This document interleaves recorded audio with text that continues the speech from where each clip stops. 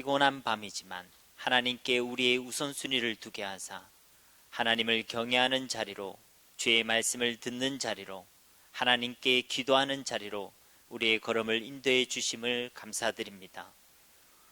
나를 간절히 찾는 자마다 나를 만날 것이라고 약속하신 주의 말씀대로 오늘 모인 모든 주의 백성들이 살아계신 하나님을 만나며 그의 음성을 듣는 시간 되게 하여 주시옵소서. 우리에게 있는 모든 연약함을 바꾸어 하나님을 향한 기도의 제목으로 삼게 하시고 우리의 간구에 들으시고 응답하시고 역사하시는 하나님의 일하심을 경험하는 복된 이 시간이 되게 하여 주시옵소서. 부족한 종을 성령 하나님께서 붙들어 주시어 이 시간도 하나님의 말씀 바르게 수종될 수 있도록 도와주시고 말씀으로 우주 만물을 창조하셨던 그 하나님의 말씀의 능력이 우리 가운데 나타나며 임하고 또 하나님의 음성을 듣는 복된 이 한 시간 되게 하여 주시옵소서. 주께 이 시간을 맡겨드리오니 주님 홀로 영광받아 주시고 우리에게도 큰 은혜와 위로의 시간 될 수 있도록 성령 하나님께서 이 시간을 주관하여 주시옵소서. 감사드리며 예수님의 이름으로 간절히 기도드립니다. 아멘. 네, 우리 앞뒤 옆사람 이렇게 인사했으면 좋겠습니다. 샬롬, 반갑습니다. 네, 오늘은 이렇게 특별하게 인사했으면 좋겠습니다. 눈을 딱 보시면서 이야기하세요. 신령한 집으로 세워집시다. 네. 하나님의 백성들은 하나님의 나라를 향해서 살아가는 사람들입니다. 그리고 잠시 동안 이 땅을 여행하는 나그네들이 바로 하나님의 백성들이죠. 여행할 때 꼭 필요한 것은 지도와 나침반이 필요하죠. 왜냐하면 한 번도 가보지 못한 그 길을 걸어가기 때문에 지도도 필요하고 나침반도 필요한 것입니다.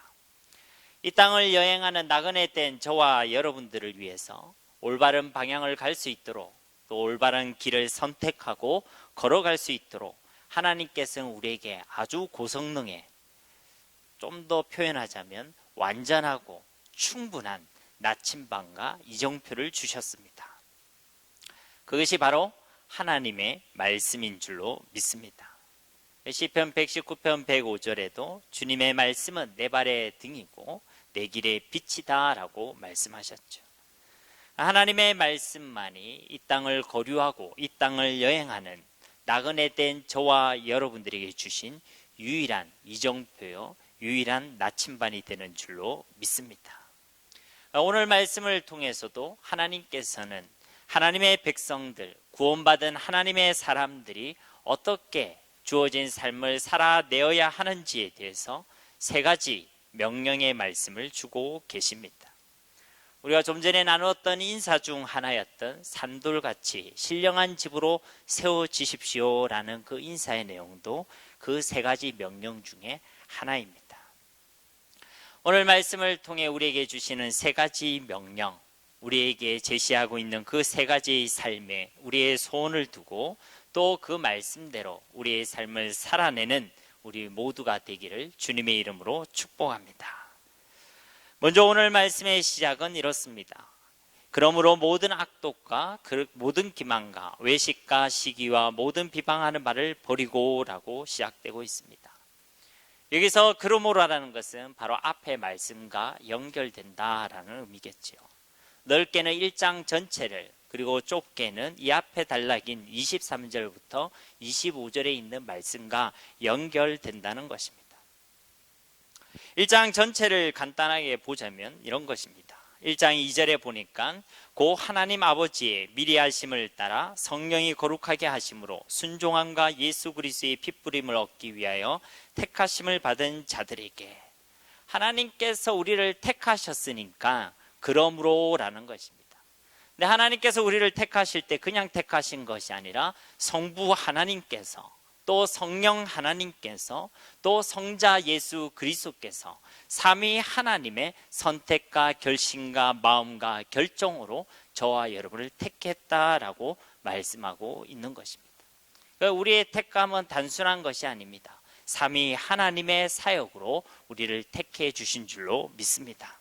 그런 택함을 받았으니 그러므로라는 것입니다. 1장 3절에 보면 우리 주 예수 그리스도의 아버지 하나님을 찬송하리로다. 그의 많으신 긍휼대로 예수 그리스도를 죽은 자 가운데서 부활하게 하심으로 말미암아 우리를 거듭나게 하사 산 소망이 있게 하시며, 하나님께서 우리에게 긍휼을 베푸셨다는 것입니다. 그 긍휼의 내용은 우리 주 예수 그리스도를 이 땅에 보내사 십자가의 죽으심과 부활을 통하여 우리를 구원하신 바로 그것입니다. 우리는 이 긍휼을 받았고 그 긍휼을 통해서 절망뿐인 우리 인생 가운데 소망을 가지게 되었죠. 살아있는 소망을 가지게 된 줄로 믿습니다. 이와 같이 하나님의 긍휼을 받고 그 긍휼로 산 소망을 가지게 되었으니 그러므로라는 것입니다. 1장 9절에 보면 믿음의 결국 곧 영혼의 구원을 받음이라 라고 말씀하죠. 이제 우리가 구원을 받았으니 그러므로라는 것이죠. 그런데 그 구원은 우리의 노력과 우리의 힘으로 주어진 것이 아니라 바로 예수 그리스도를 믿는 믿음으로 우리 가운데 주신 것이다 라고 말씀하고 있습니다. 그래서 우리가 받은 구원은 우리의 노력과 우리의 공로가 아니라 하나님께서 우리에게 주신 선물인 줄로 믿습니다. 믿음으로 구원을 받는 것이죠. 그리고 그 믿음은 베드로전서 1장 21절에 보니까 너희는 그를 죽은 자 가운데서 살리시고 영광을 주신 하나님을 그리스도로 말미암아 믿는 자니 너희 믿음과 소망이 하나님께 있게 하셨느니라. 그 믿음의 내용이 뭐냐면 죽은 자 가운데서 부활하신 예수 그리스도를 믿는 믿음, 그 믿음으로 저와 여러분이 구원을 받았다라는 것입니다. 그러한 구원을 받았으니 그러므로라는 것이죠. 좁게는 23절부터 25절의 단락이라고 말씀드렸죠. 23절부터 25절 말씀 우리 함께 봉독하도록 하겠습니다. 너희가 거듭난 것은 썩어질 씨로 된 것이 아니요 썩지 아니할 씨로 된 것이니 살아있고 항상 있는 하나님의 말씀으로 되었느니라.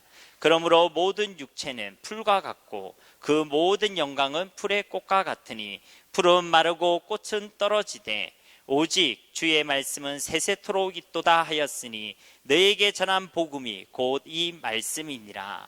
아멘. 그런데 우리가 그 구원 받은 그 구원은 썩어질 씨로 된 것이 아니라 항상 살아있고 항상 있으며 세세토록 있는 영원한 하나님의 말씀으로 우리가 구원받았다라고 말씀하고 있는 것입니다. 저와 여러분이 있는 구원은 받았다가 뺏어가고 받았다가 없어지는 그런 구원이 아니란 것입니다. 하나님의 말씀으로 구원받았는데 그 말씀이 영원한 같이 우리에게 주신 그 구원과 은혜 역시도 영원하다라고 오늘 말씀은 증거하고 있는 것입니다. 이와 같이 영원한 하나님의 말씀으로 영원한 구원을 받았으니 그러므로라는 것이죠. 그러면서 우리에게 세 가지 명령을 하고 있는 것입니다. 그 첫 번째 명령은 뭐냐면 1절 말씀에 나타나 있듯이 버리라라는 것입니다.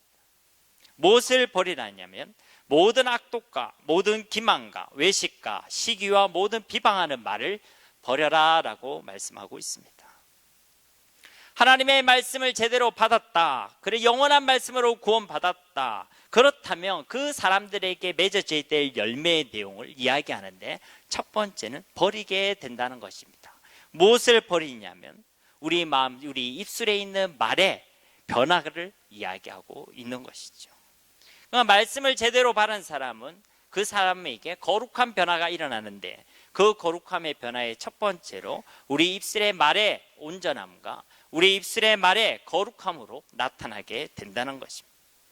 하나님의 말씀을 제대로 받으면요 우리 입술의 말에도 거룩함과 온전함이 나타나게 되는 줄로 믿습니다. 시편 19편에도 우리가 잘 아는 말씀의 시편 아닙니까? 여호와의 율법은 완전하여 영혼을 소송시키며 여호와의 증거는 확실하여 우둔한 자를 지혜롭게 하며 여호와의 교훈은 정직하여 마음을 기쁘게 하고 여호와의 계명은 순결하여 눈을 밝게 하시도다. 여호와를 경외하는 도는 정결하여 영원까지 이르고 여호와의 법도 진실하여 다 의로우니 금고 많은 순금보다 더 사모할 것이며 꿀과 송이꿀보다 더 달도다.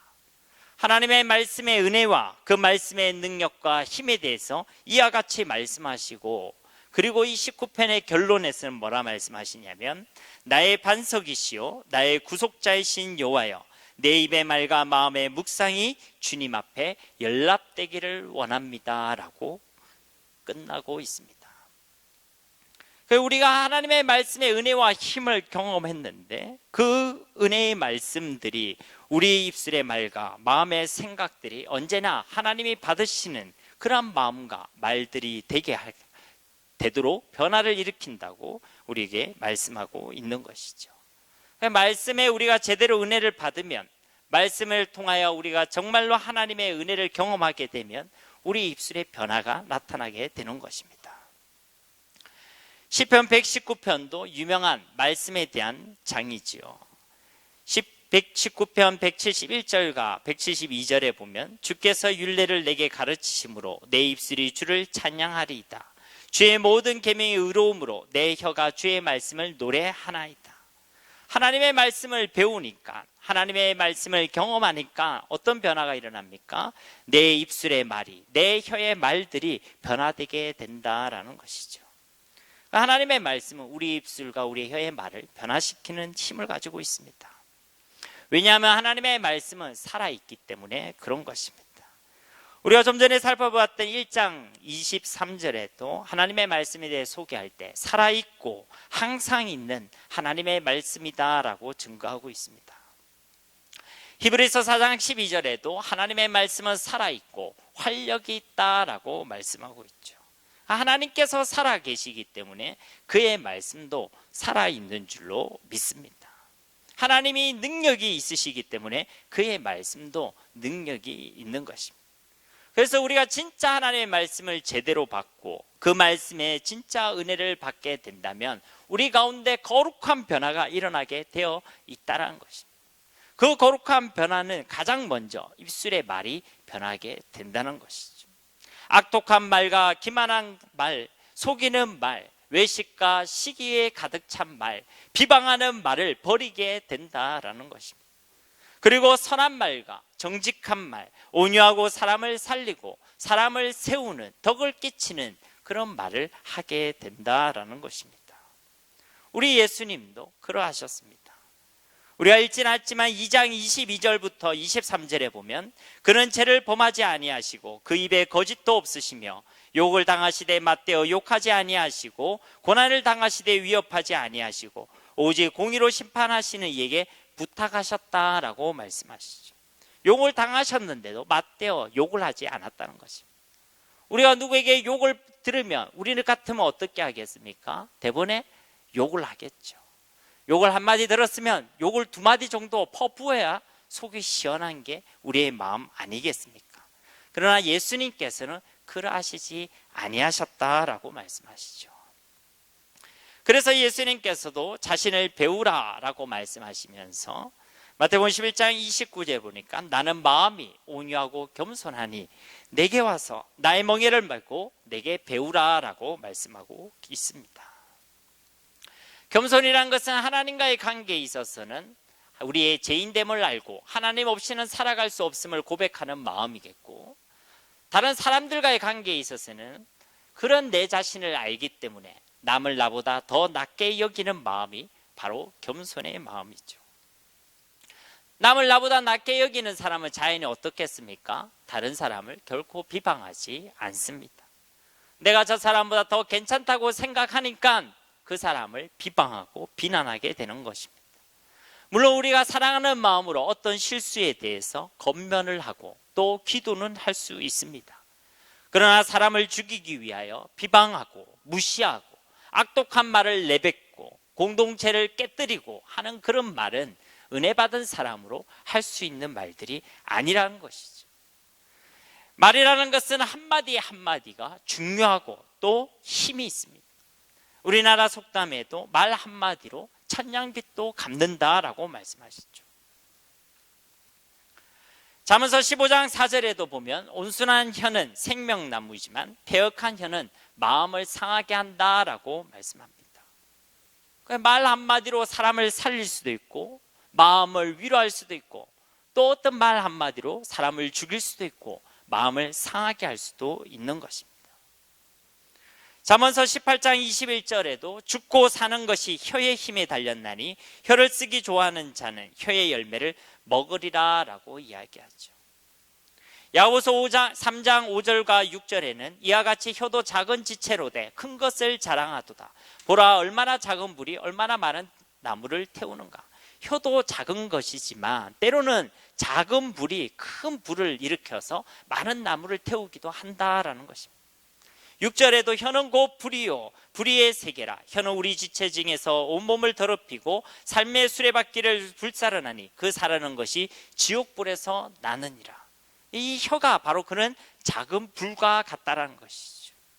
그래서 이 불로 온 몸을 더럽히기도 하고 또 사람의 생명을 위협하기도 하고 때로는 그 삶의 삶 전체를 삶의 수레바퀴를 불사르기도 한다라고 이야기합니다. 그래서 이 악독한 말을 뭐라고 얘기하냐면 지옥불에서 나왔다라고 이야기하고 있는 것이죠. 야고보서 3장 8절에는 혀는 능히 길들일 사람이 없나니 쉬지 아니하는 악이요 죽이는 독이 가득한 것이다 라고 말씀합니다. 그렇기 때문에 입술의 말을 지키고 다스리는 것이 얼마나 중요한지 모릅니다. 그러나 이 말씀처럼 혀는 능히 길들일 사람이 없나니 우리의 힘으로 되어지는 것이 아닌 것이죠. 담임 목사님께서 한 번씩 설교할 때마다 여성분들에게 빨간 루즈를 이렇게 칠하는 이유를 아느냐 말씀하시죠. 그 이유가 뭐라고 했습니까? 한번 위에 입술 바르면서 오늘도 말 조심하자. 밑에 바르면서 오늘도 말 조심하자. 자나깨나 불조심이 아니라 자나깨나 말 조심. 그래서 야고보서 3장 2절에도 우리가 다 실수가 많으니 만일 말에 실수가 없는 자라면 곧 온전한 사람이라 능히 온몸도 굴레를 씌우리라. 잠언서 21장 23절에도 입과 혀를 지키는 자는 자기의 영혼을 환난에서 보전하느니라. 그러니까 우리의 힘으로 할 수 없기 때문에 우리가 어떻게 해야 됩니까? 진짜 우리가 하나님의 말씀을 제대로 받고 제대로 은혜 받아야 될 줄로 믿습니다. 그러면 그 말씀의 은혜를 통해 그 말씀을 통해 역사하시는 성령 하나님의 감화 감동과 우리를 거룩한 변화로 이끌어 가시는 그 견인을 통해서 우리는 그 거룩한 변화를 경험하게 되는 것입니다. 은혜를 받았는데 사랑이 없는 악독한 말을 하고 은혜를 받았다고 하는데 거짓으로 속이는 말을 하고 은혜를 받았다는데 공동체를 위협하고 깨뜨리는 말을 하고 은혜를 받았다는데 사람을 죽이는 비방의 말을 할 수가 없다라는 것이죠. 야고보서 3장 9절에서 11절에는 이 내용을 이와 같이 말씀하고 있습니다. 이것으로 우리가 주 아버지를 찬송하고 또 이것으로 하나님의 형상대로 지음을 받은 사람을 저주하나니 한 입에서 찬송과 저주가 나오는도다. 내 형제들아 이것이 마땅하지 아니하니라. 샘이 한 구멍으로 어찌 단물과 쓴물을 내겠느냐라고 말씀하고 있습니다. 은혜 받았다는 그 입술이 한쪽에서는 하나님을 찬송하고 또 하나님을 경배한다고 이야기하면서 또 하나님의 형상대로 지음받은 사람을 죽이기 위한 말을 하고 저주한다. 그런 일은 있을 수 없다는 것이죠. 만약 우리가 그러고 있다면 우리의 마음과 우리의 자신을 점검해야 하는 것입니다. 우리가 정말로 말씀의 은혜 가운데 있는지, 정말로 그 말씀을 통하여 성령의 충만한 가운데 있는지, 내가 정말로 하나님의 말씀을 믿는 사람인지 자기를 점검해야 하는 것입니다. 진짜 우리가 하나님의 말씀을 통해서 우리의 입술의 거룩한 변화를 경험하는 저와 여러분이 되기를 주님의 이름으로 축복합니다. 우리는 날마다 하나님의 은혜가 필요한 것입니다. 날마다 하나님의 말씀의 은혜 가운데 살아가야 하는 것입니다. 날마다 순간마다 우리 매일의 삶 가운데 하나님의 그 은혜의 강물이 마르지 않는 그 강물이 우리 가운데 흘러야 할 줄로 믿습니다. 그래서 우리 가운데 주시는 두 번째 명령이 뭐냐면 사모하라라는 것입니다. 2절 말씀 우리 함께 봉독하도록 하겠습니다.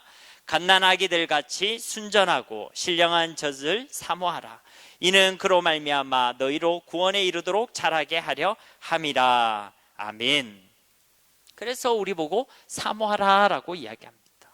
무엇을 사모하라고 하고 있습니까? 신령한 젖을 사모하라 라고 말씀합니다. 이 신령한 젖이란 것은 생명의 양식, 곧 하나님의 말씀을 의미하는 것입니다. 이 땅에서의 성도의 삶은요, 바로 성화의 과정이다 라고 할 수가 있습니다. 거룩한 변화의 여정이다 라고 할 수 있는 것입니다. 그런데 이 거룩한 변화라는 것은 우리의 노력과 힘으로 일으키는 것이 아닙니다.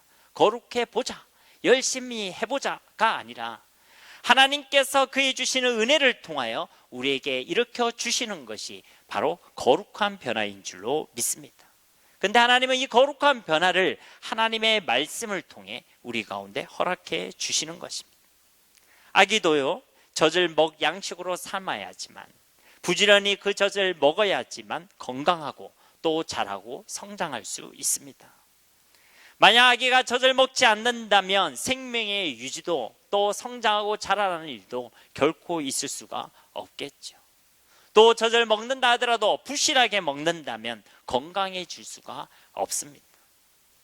이와 같이 예수 그리스도를 통해 거듭난 우리들, 새로 태어나고 새 생명을 받은 저와 여러분들도 신령한 젖, 신령한 양식을 계속해서 공급받아야지만 우리가 건강할 수 있고 또 자라고 성장할 수 있는 줄로 믿습니다. 그렇기 때문에 우리는 이 신령한 젖, 하나님께서 우리 가운데 허락하시는 생명의 양식, 곧 하나님의 말씀을 사모하며 살아가야 될 줄로 믿습니다.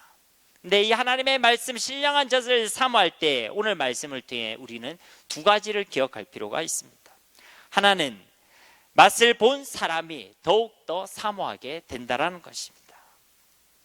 3절 말씀에 보니까 너희가 주의 인자하심을 맛보았으면 그리하라 라고 말씀하죠.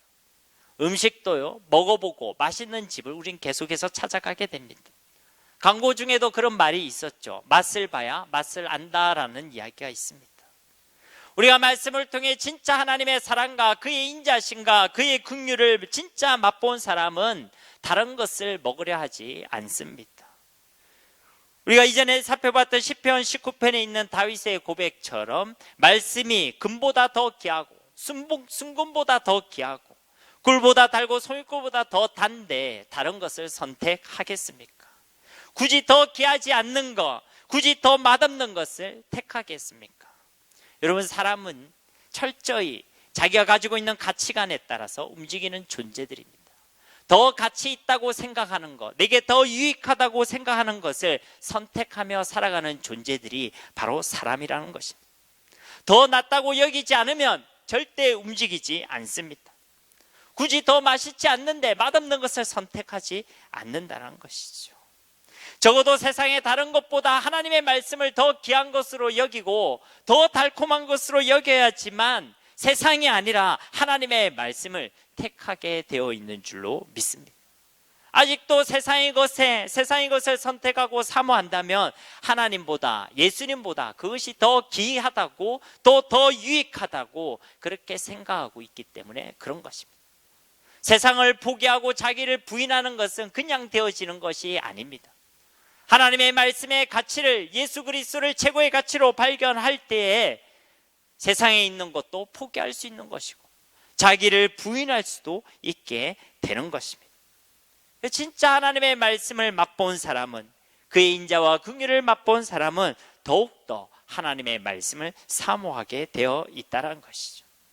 그러면 그 사람은 어떻겠습니까? 당연히 더 건강하고 더 풍성해지고 자라고 성장하게 되어 있는 것입니다. 두 번째로 하나님 말씀을 사모할 때 기억할 것은 아기와 같이 순전한 마음으로 사모해야 한다라는 것입니다.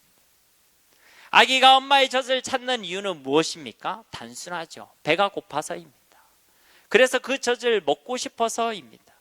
정말 배가 고파서 살기 위해서 그냥 그 젖을 사모하는 것이죠. 우리는 하나님의 말씀을 대할 때 이와 같이 순전한 마음으로 하나님의 말씀을 사모해야 될 줄로 믿습니다. 내 목적을 가지고, 내 욕심을 가지고, 내 동기를 가지고 하나님의 말씀을 보면요, 하나님의 말씀이 정확하게 보이지 않습니다. 다른 목적과 다른 동기들을 가지고 하나님의 말씀을 보면 말씀도 그렇게 보이게 되어 있습니다. 한 사람에 대한 미워하는 마음을 가지게 되면요, 말씀도 그렇게 보입니다. 아, 이 말씀을 그 인간이 들어야 되는데, 이 말씀은 그 인간에게 하시는 말씀이야. 그봐 그 인간이 이 말씀 속에 딱 있네. 이렇게 성경이 보이게 된다는 것입니다.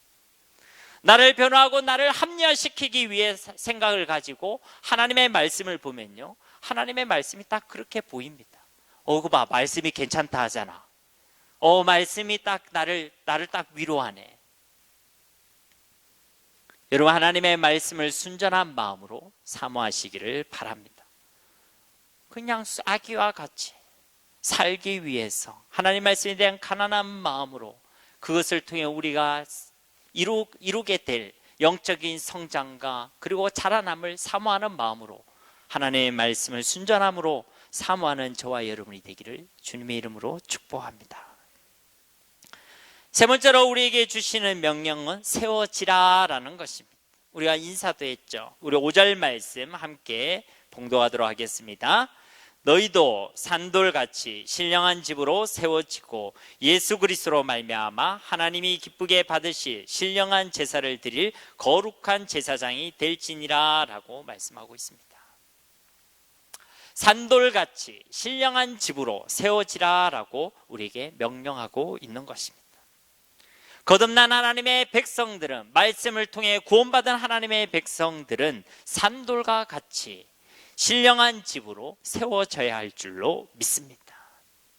신령한 집으로 세워져야 되는데 여기에서 산돌같이라고 말씀하고 있죠. 산돌이라는 것은 살아있는 돌이라는 것입니다. 말이 안 맞죠. 돌이라는 것은 물체인데, 그런데 살아있다라고 이야기합니다. 영어로는 뭡니까? 리빙스톤이죠. 그러니까 외국인들 이름 중에는 이 리빙스톤이라는 이름이 많다고 합니다. 우리가 잘 알고 있는 데이비드 리빙스톤도 있죠.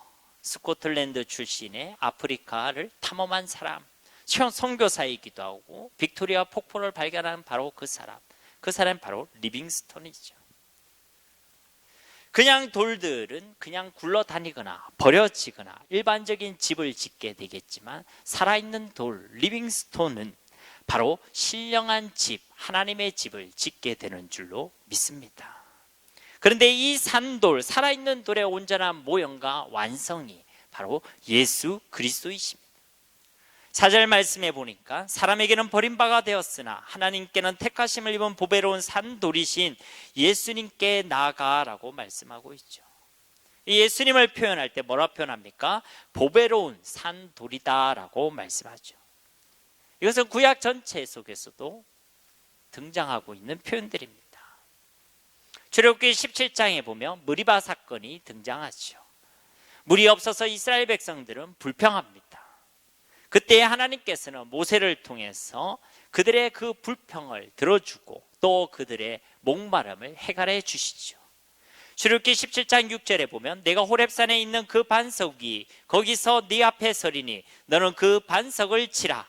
그것에서 물이 나오리니 백성이 마시리라. 모세가 이스라엘 장로를 목전해서 그대로 행하니라. 이 사건에 대해서 바울은 다음과 같이 해석합니다. 고린도전서 10장 4절에 보면 다 같은 신령한 음료를 마셨으니 이는 그들을 따르는 신령한 반석으로부터 마셨으며 그 반석은 곧 그리스도시라 라고 말씀하죠. 즉 이스라엘 백성들이 반석을 통해 신령한 음료를 마시게 되었는데, 바로 이 반석이 신령한 반석이며 이 신령한 반석이 곧 예수 그리스도라고 선포하고 있는 것입니다. 요한복음 6장 48절에 보면 내가 곧 생명의 떡이다 라고 예수님께서 말씀하시죠. 생명의 양식이 곧 예수 그리스도시다 라는 것입니다. 우리의 신령한 양식, 신령한 젖, 신령한 샘, 신령한 물은 오직 예수 그리스도로부터 나옴을 믿으시기를 바랍니다. 그 말은 우리의 먹고 살아가는 문제가 단순히 돈의 문제와 지위의 문제가 아니라 우리가 이 땅에 살아가는 모든 문제들은 예수 그리스도를 통해서만 살아갈 수 있다라고 증거하고 있는 것입니다. 그래서 하나님의 사람은 말씀으로, 말씀이신 예수 그리스도로 살아가는 사람들이 바로 하나님의 백성들이라는 것이죠. 그런 모든 백성들, 이스라엘 백성들을 갈증을 해결하고 그 민족을 구원한 구원의 반석이 바로 예수 그리스도라는 것입니다. 예수 그리스도께서는 이 산돌로서 이 땅에 신령한 집을 지으셨습니다.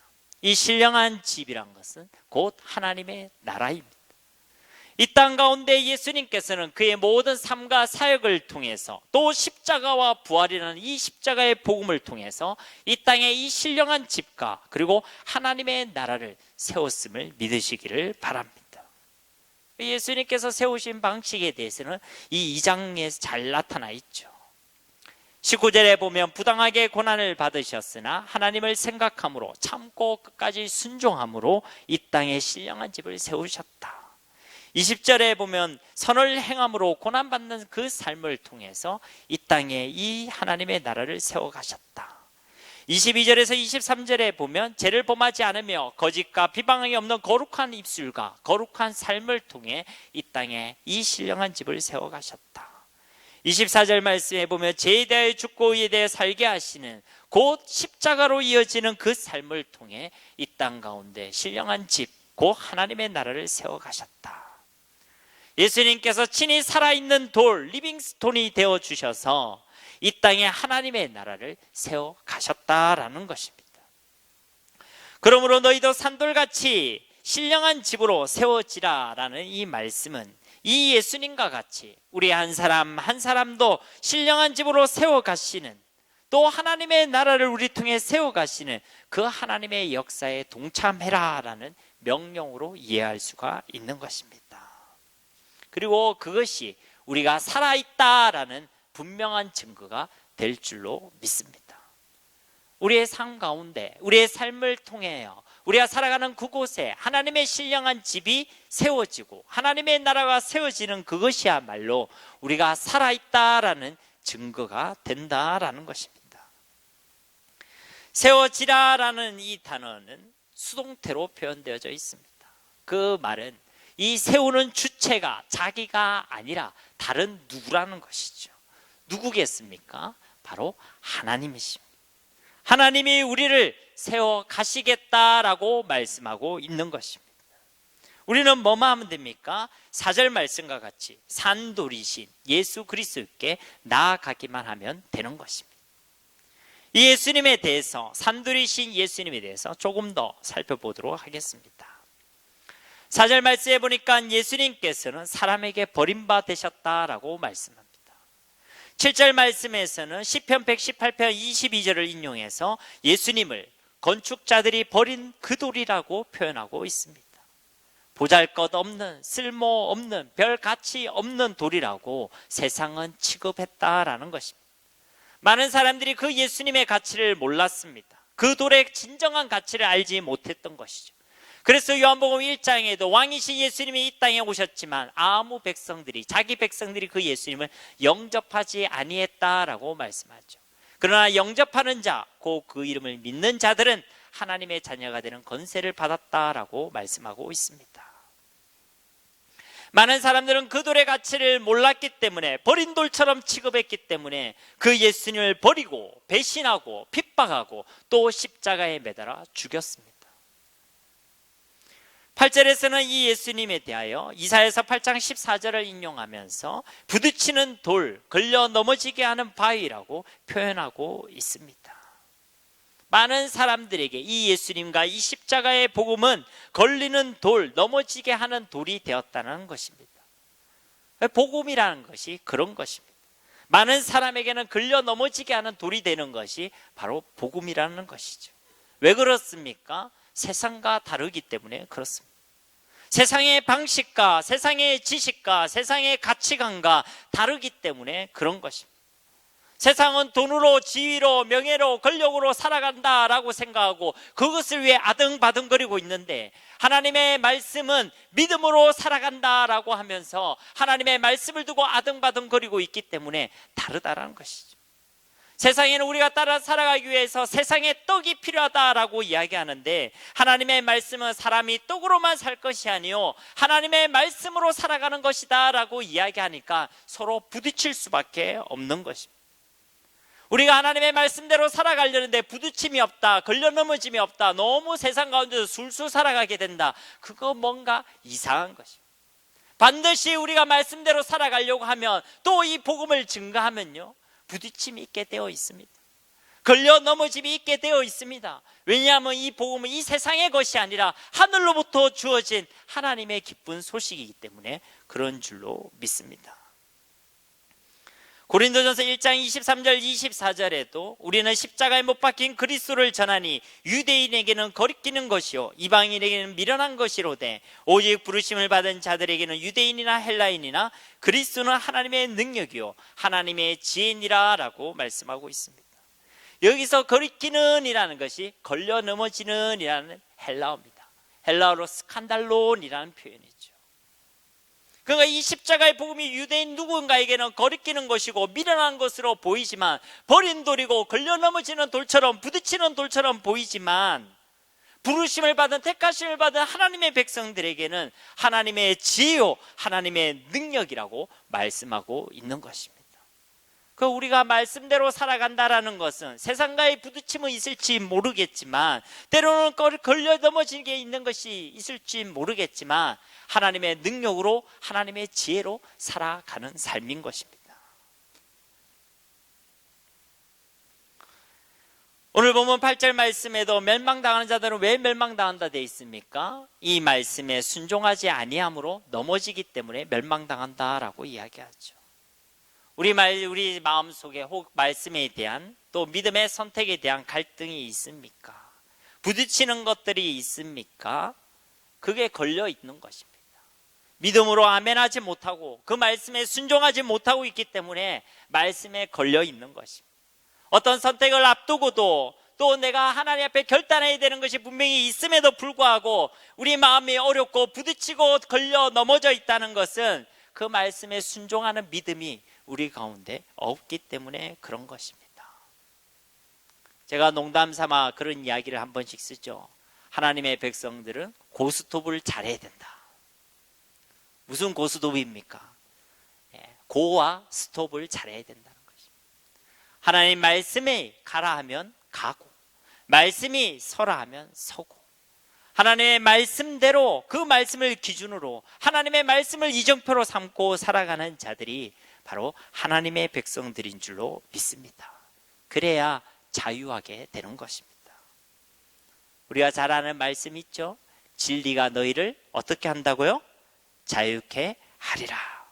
말씀에 순종해야지만 이 고백이 우리의 고백이 되게 되는 것입니다. 때로는 우리 스스로도 우리를 볼 때에 사람들로부터 버림받은 돌과 같이 여겨질 수도 있습니다.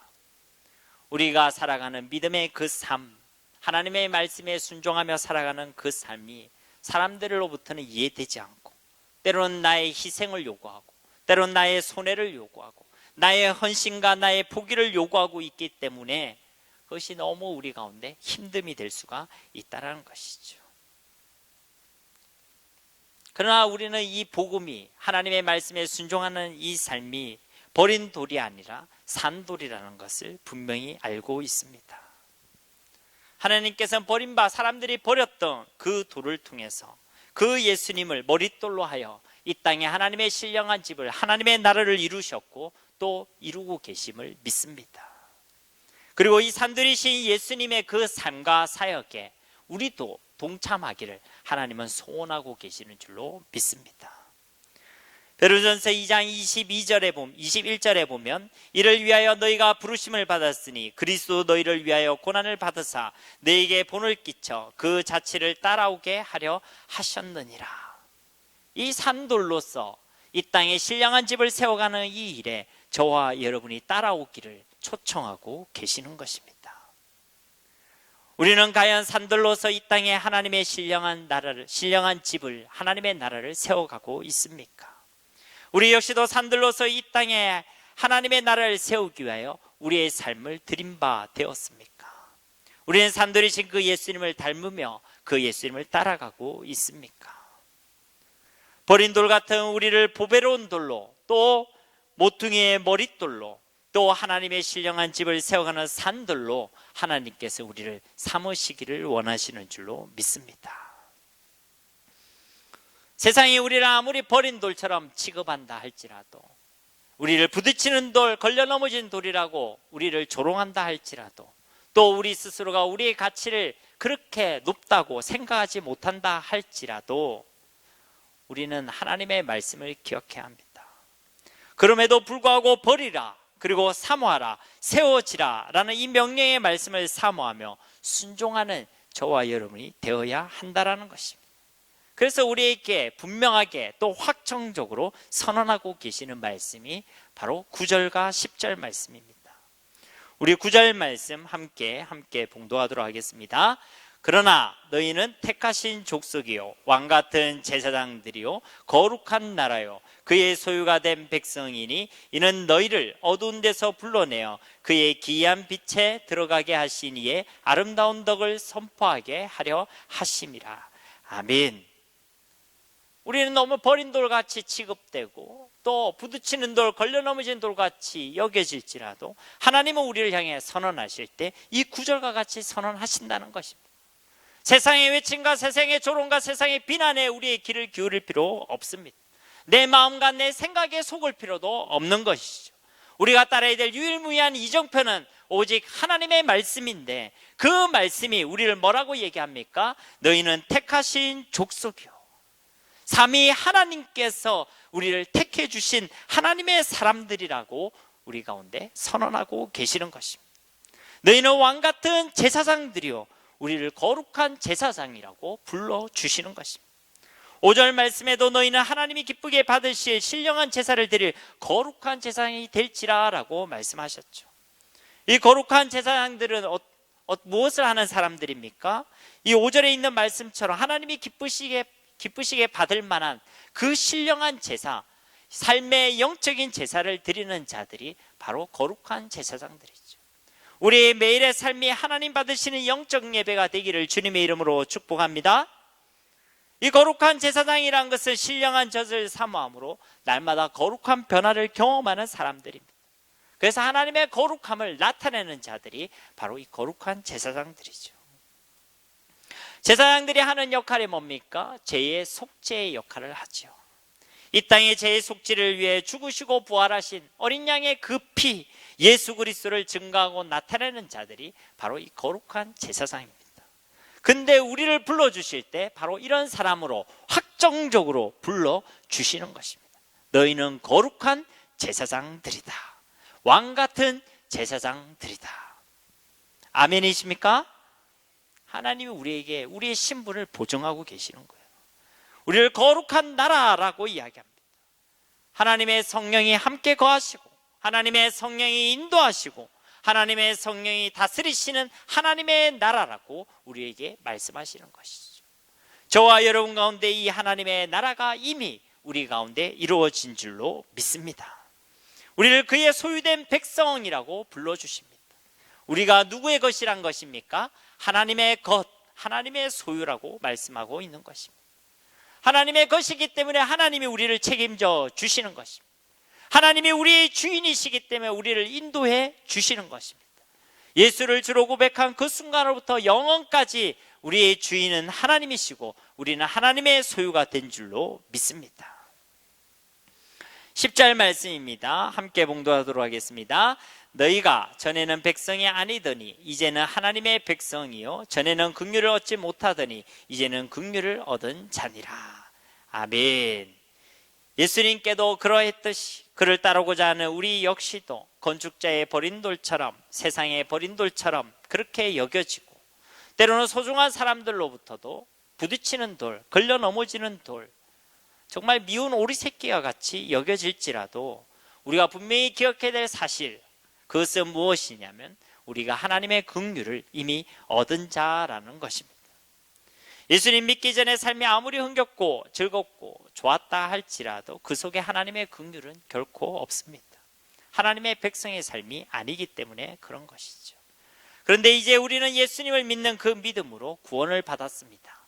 전에는 긍휼을 얻지 못했지만 이제는 하나님의 긍휼 속에 하나님의 사랑과 은혜 가운데 살아가는 자들이 바로 저와 여러분들인 줄로 믿습니다. 말씀을 맺도록 하겠습니다.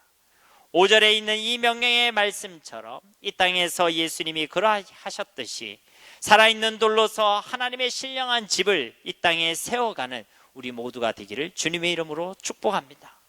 하나님께서는 우리보다 먼저 더욱 구원받은 우리를 통해 이 일을 이루시기를 원하십니다. 우리보다 하나님 이것을 더 소망하고 계신다는 것이죠.